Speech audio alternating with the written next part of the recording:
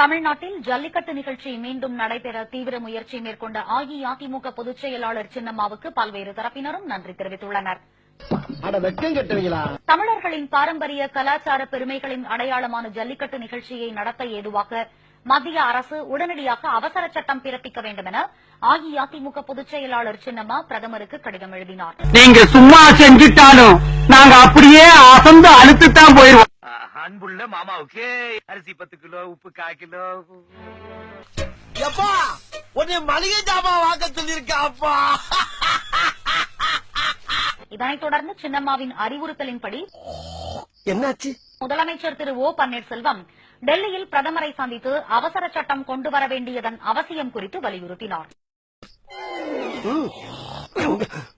கழக நாடாளுமன்ற உறுப்பினர்கள் சின்னம்மா ஆணைக்கிணங்க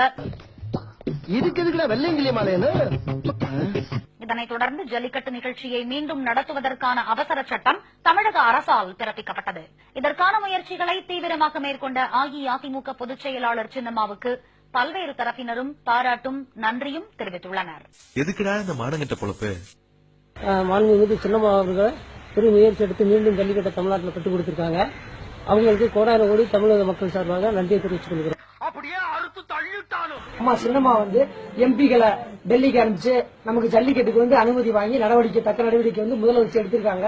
கழகத்தின் பொதுச் செயலாளர் சின்னம்மா அவர்களுடைய பெருமுயற்சியால் பல்வேறு கட்டங்களில் தொடர்ந்து எழுதிய கடிதத்தின் வாயிலாக ஜல்லிக்கட்டு நடத்துறதுக்கு சின்னம்மா அவசர சட்டம் கொண்டு வந்ததுனால சின்னம்மா அவர்களுக்கு நன்றியை தெரிவிக்கிறோம். எவ்வளவு பெரிய கேவலம் தெரியுமா? சின்னம்மா அவர்களின் ஆலோசனை பேரில் தமிழக முதல்வர் நிரந்தர சட்டத்தின் மூலமாக நீங்க வாங்கின காசுக்கு வாட்சி வரைக்கும் போறோம்.